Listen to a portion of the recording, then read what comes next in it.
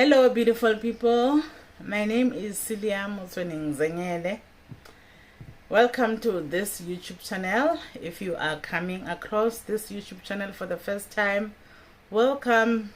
Please stay, subscribe, set the notification bell, and if you're a return subscriber, you do know how much I really appreciate your presence here on this channel, and your views are highly appreciated and valued.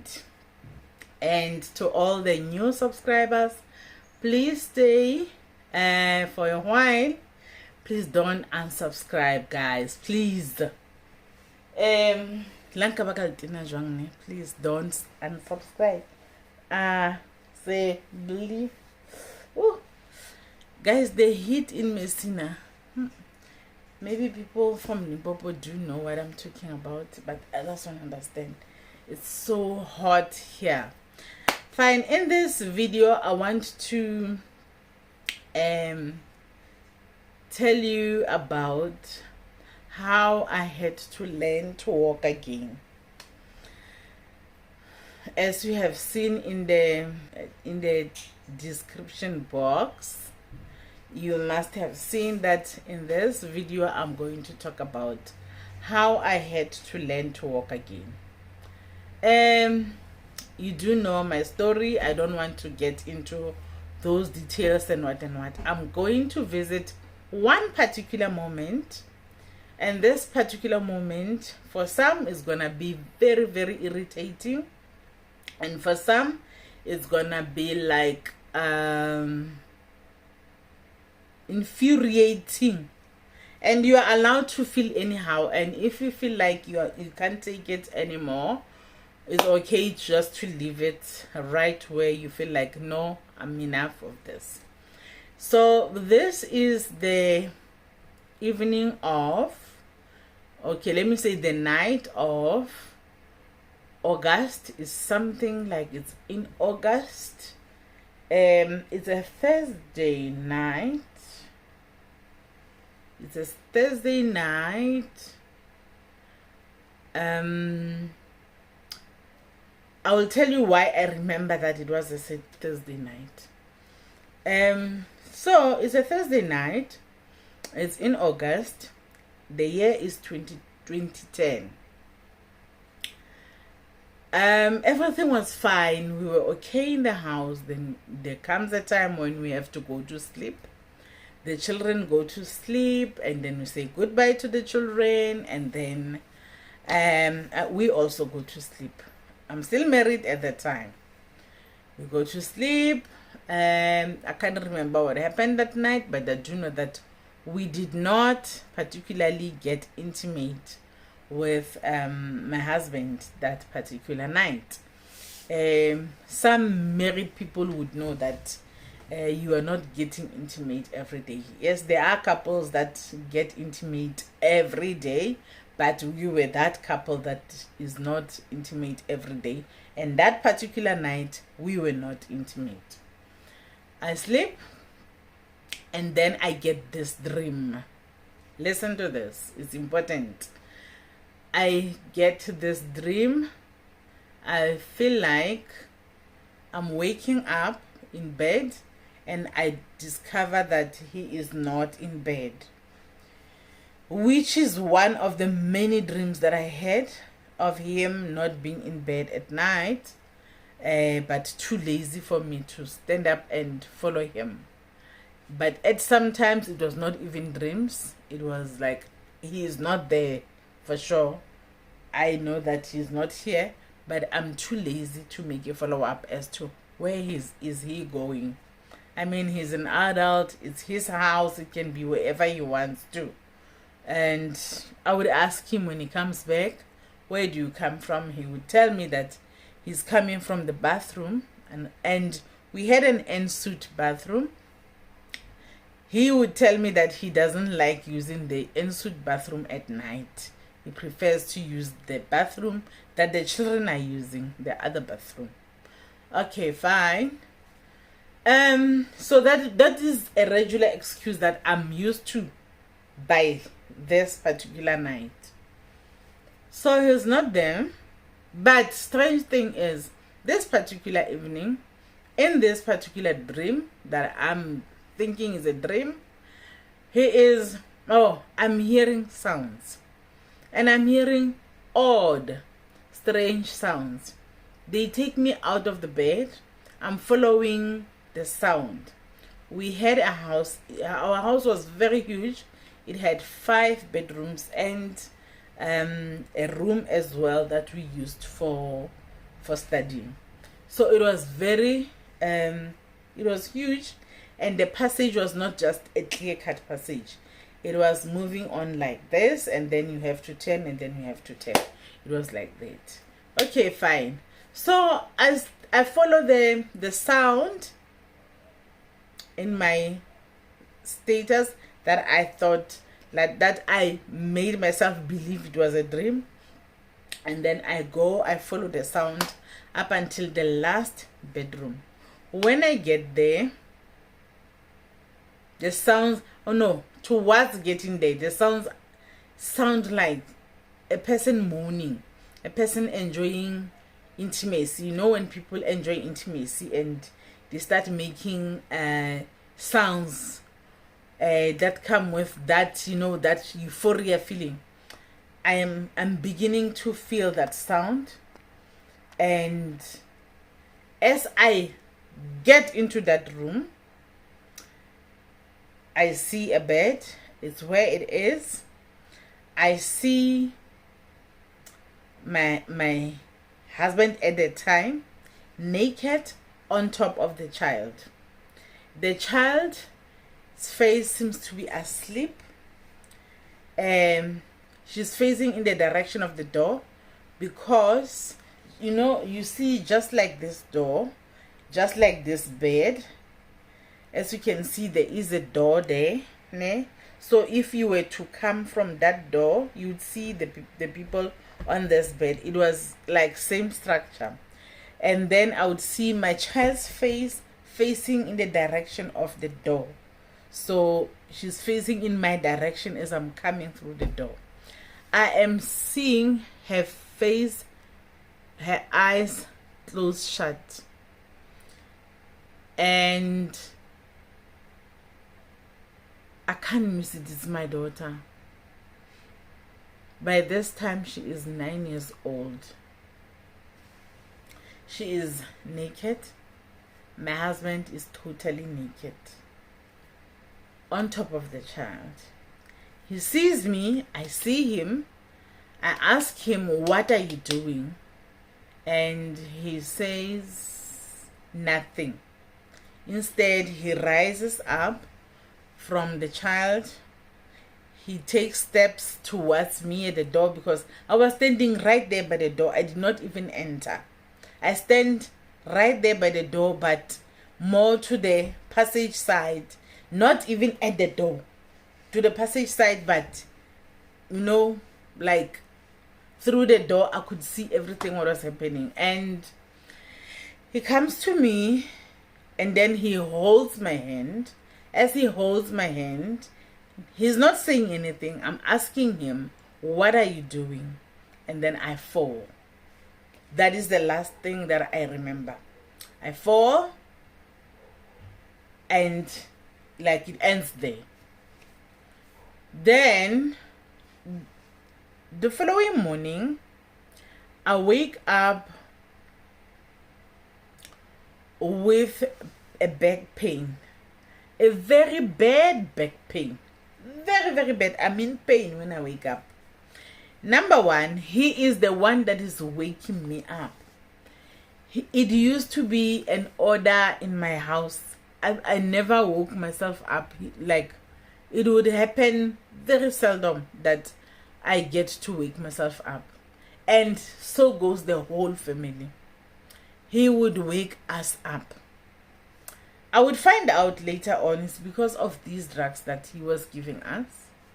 But at the time, we didn't know. I didn't know. So, he wakes me up. I wake up. I find that I'm in so immense pain. And we were at a choir at a church choir, and we were going to the Krugersdorp.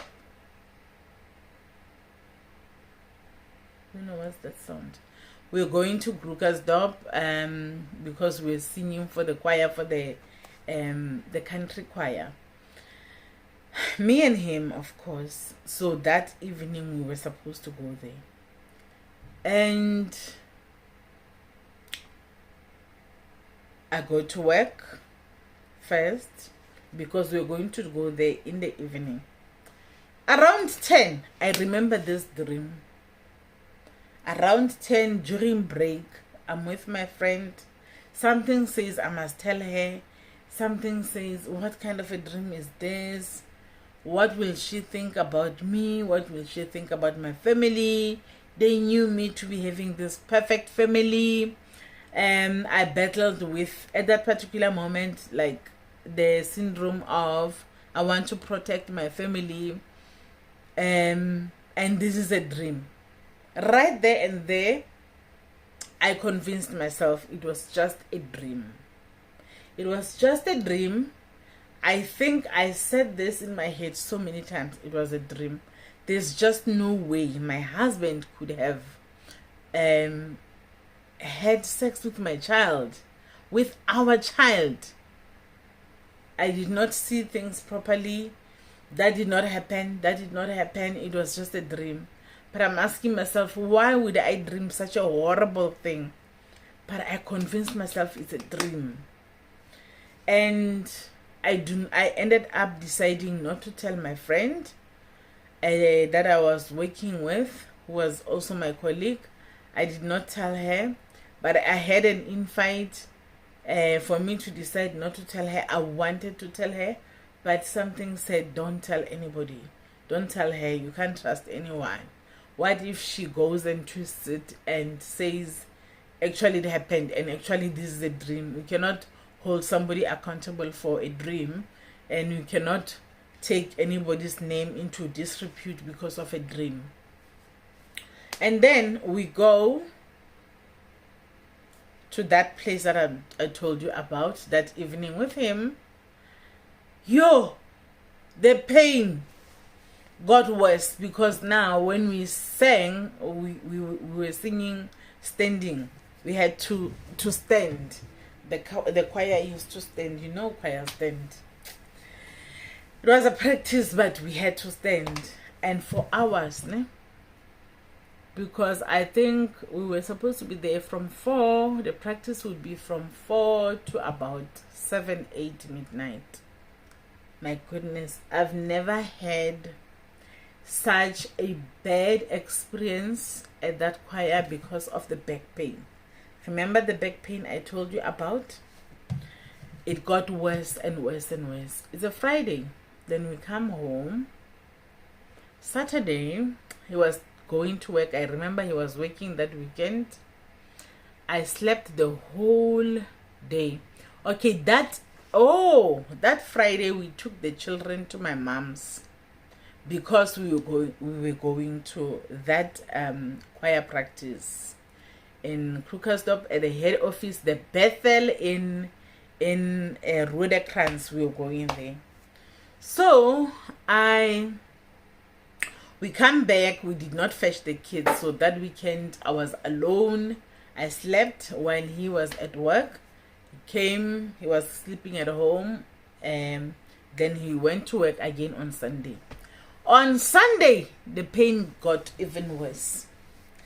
That Sunday, the pain got very, very worse, to a point where I remember trying to think that I cannot die in that house. Instead of me driving myself to the hospital, I decided I want to see my children, because I felt like I was dying. The pain was so worse, to a point I felt like I've never had a pain like this. I'm going to die. I don't mind going to the hospital, but I have to see my children first. I drove home to my mom's place instead of driving myself to the hospital. It's a 30-kilometer drive.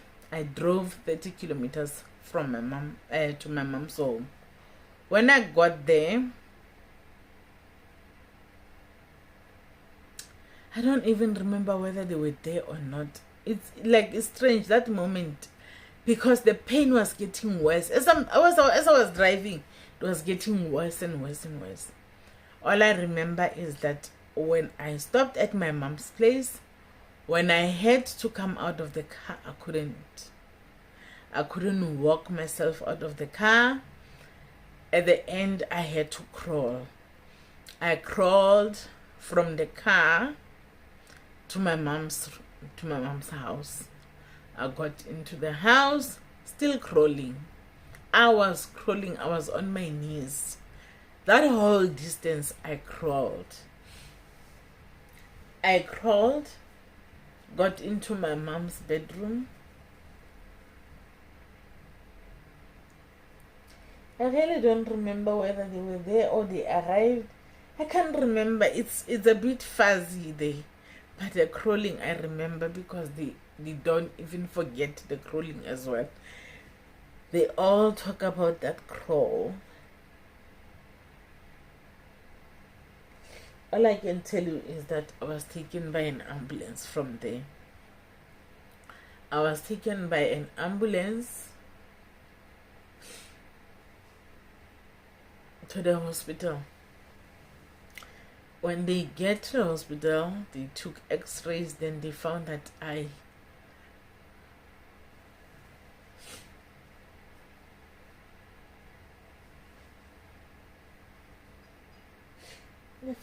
have damage on my spine. I had a fracture. So they wanted to know whether I fell or what. And I said no, I didn't fall.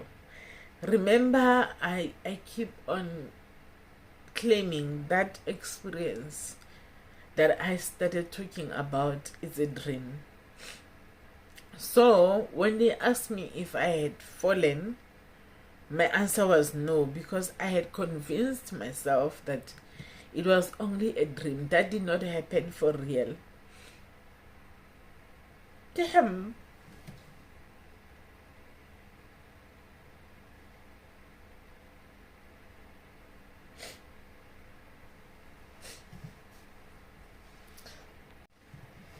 Guys, this is such a bad week. Okay, fine.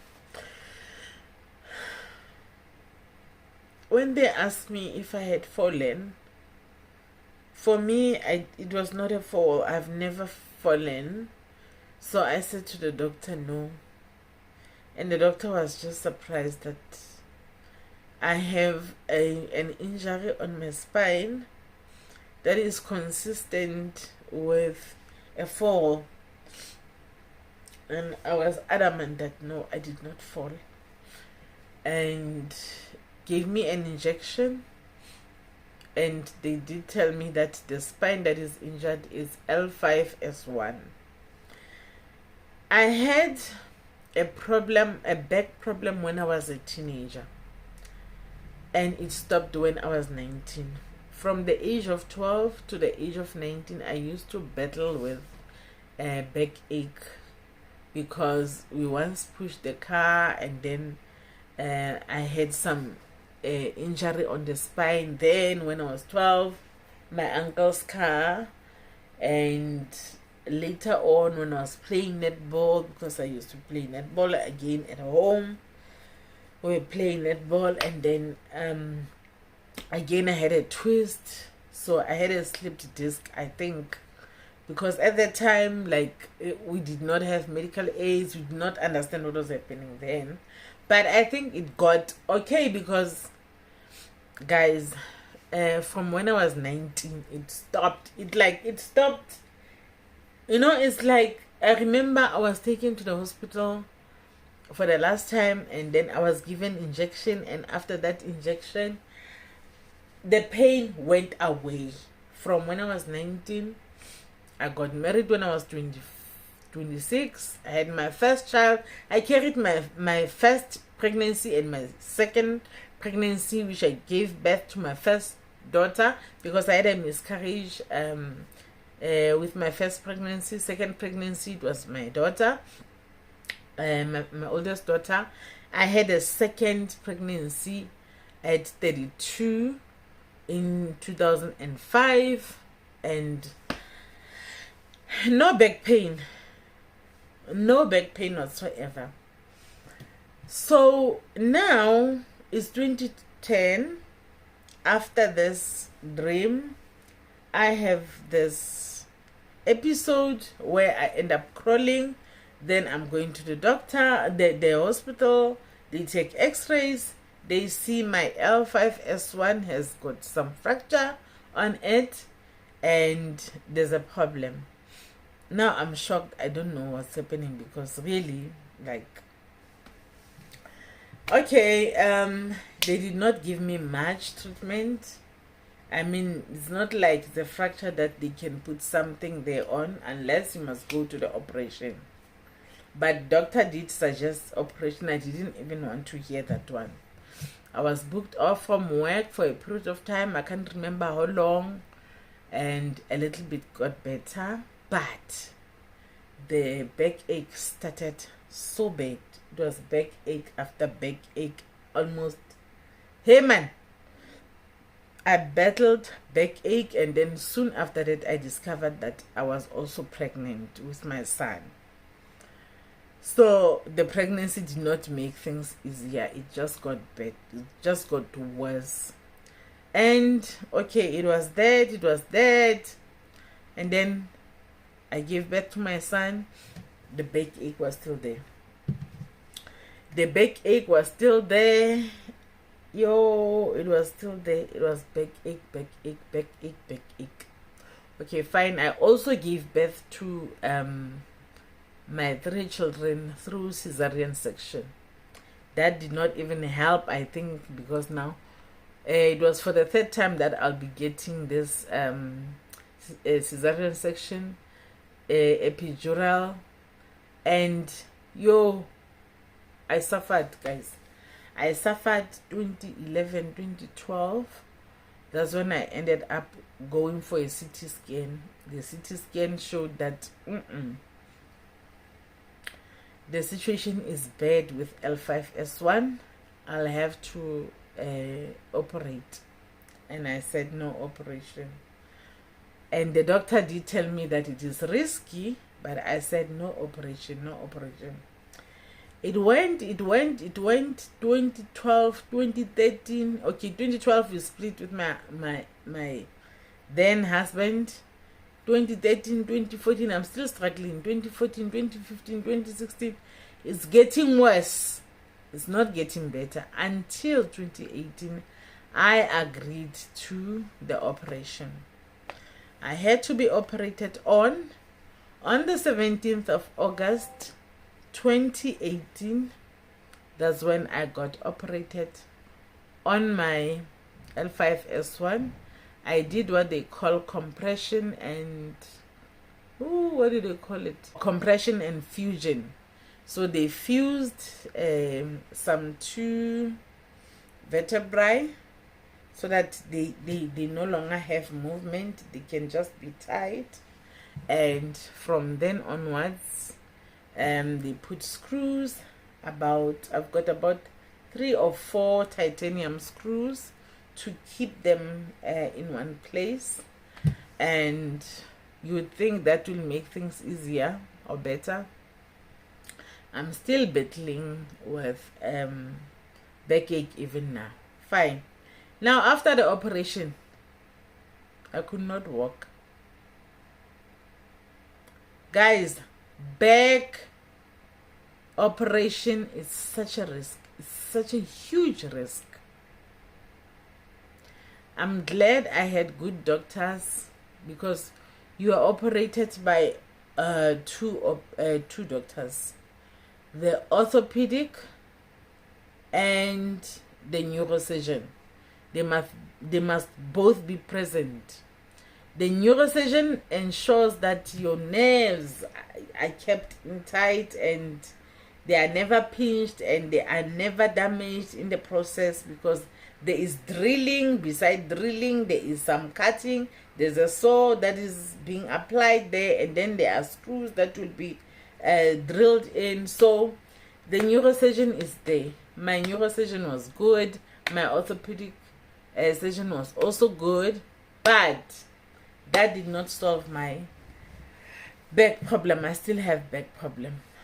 Okay, fine. Let's forget about the end process. Let's talk about the process of the operation itself. It's hard, and thereafter you don't know how to walk. You have to be rehabilitated to be taught how to walk again. And then you are given this there is an extension of the toilet. You are given the extension of the toilet that you must put there, because you should not ever sit. You're not allowed to sit. You can't sit. You only sleep. From here, then you go to the bathroom, you do your whatever, you do your business, then you come back. You are not allowed to sit for 6 weeks. Okay, as I've spoken about what I was given after the operation, I was given the toilet seat extender, which I no longer have right now, but I have this belt. I was also given this belt for support, for back support, just after the operation. So the toilet seat extender I gave away, but I still have my belt, which I sometimes use when things get very, very bad. So this is the belt that supports the back. It doesn't do anything from cover, guys. This is particularly just for the back. So this part is for the back. It supports the back where the operation was. So even now, when things are very, very bad, when I feel like I can't manage anymore, I always visit it. I always visit my belt. So this is how it works. It has something like a velcro here. So it has that part, velcro like side. Then you would put it there, and then like that. It's now tied, depending on how much waist do you have. And then it has got some tighteners, true tighteners as well. Just that I'm having a phone on one side, so I can't clearly show these are tighteners. You will tighten it there, and also you would tighten it there. So this was my life, guys. This was my life. For 6 full weeks I couldn't sit. I was not allowed to sit. I was in this belt like day in, day out. You sleep with it, you wake up in it, you stay in it the whole day in this belt. It did help a lot. And yeah, that is it. And then now I'll show you the operation. We don't want YouTube to cancel us before we even get monetized, guys. So I'll show you a bit of my operation. It's not gonna be that clear. Plus they did a great job at stitching, so the wound is not so visible. It healed very well, but maybe if you've got sharp eyes you can still see. So I couldn't just get butt naked, so that at least you can get to see clearly where the operation was. Yeah, I paid that price. That's the price I paid for ignoring the fact. Denial. I paid for my denial. I paid for my negligence on my child. I paid a very dear price, very expensive price, but I'm not complaining because my child suffered more than I did. Yeah, it's life. That's how it is. You should either be on your tummy or on your back. You are not allowed to sit. It's such a hassle. You are learning to walk again. You must do regular exercises where you learn to walk. You start working with things. Guys, if you have a problem, a back problem, I would suggest pills are supposed to be your best friend. Don't ever think when you go for operation it will miraculously take away the back pain. The back pain is not going anywhere, lovey. It's still here.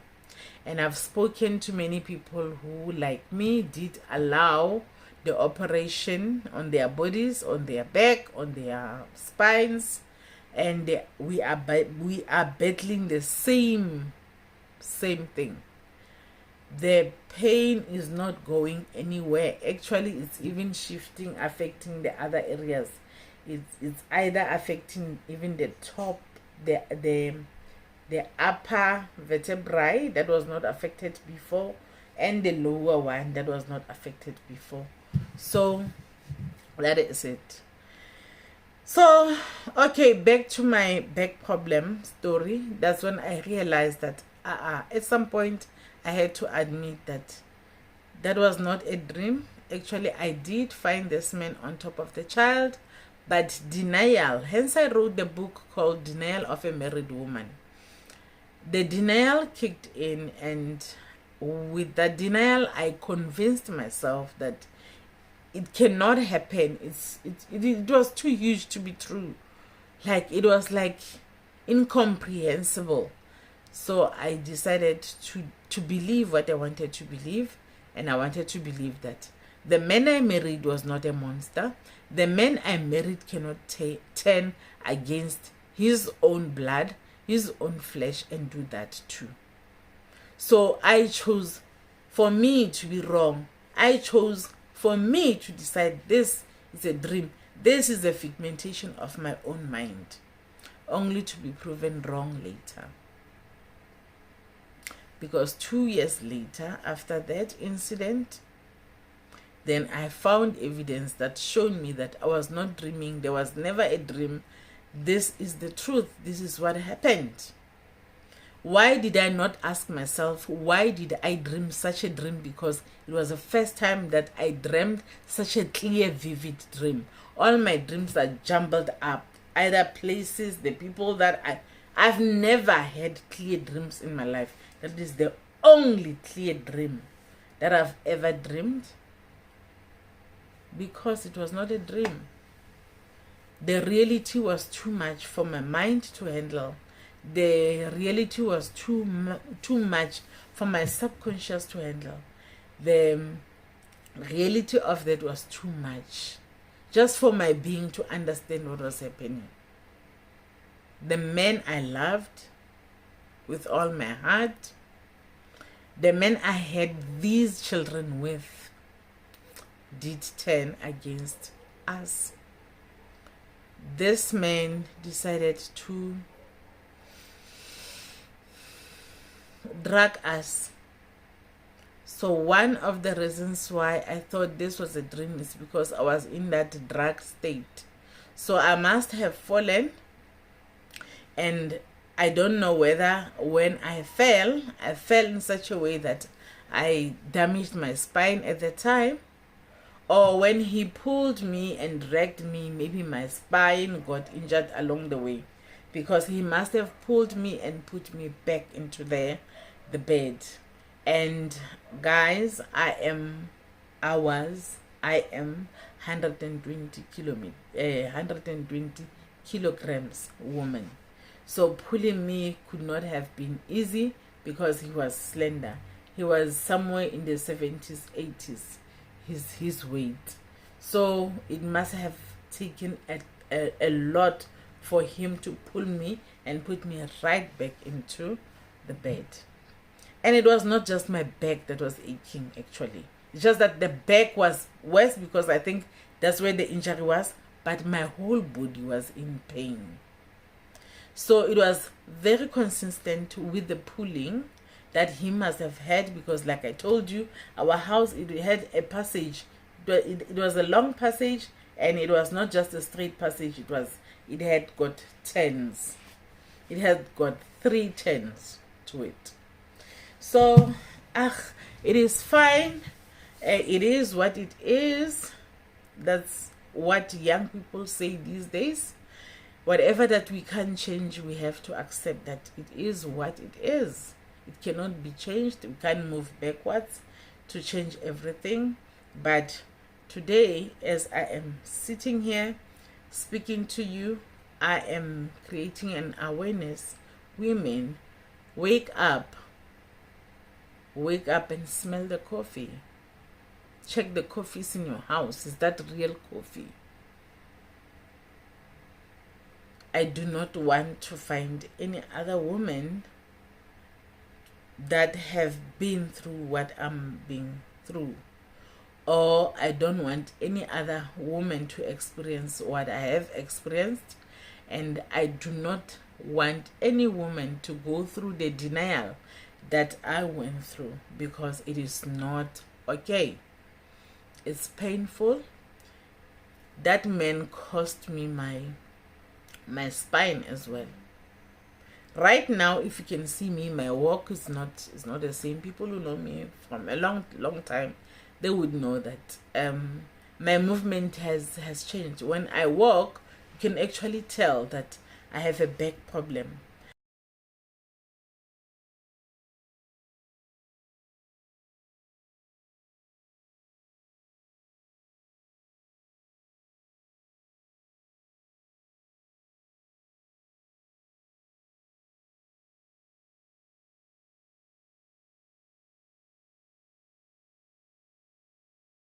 My back is stiff, like, because remember, there are bows that are put there, and I'm no longer flexible to do everything that I want to do. Like, even the movement is restricted somehow. So it's part of who I am now. He did not just damage our daughter. He did not just damage my mind. He did not just damage, he even damaged my spine.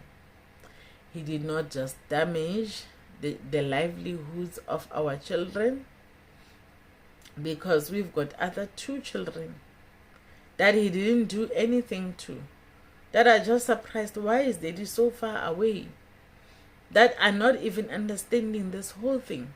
The second born is only understanding now, but the third born is far away from understanding what is happening.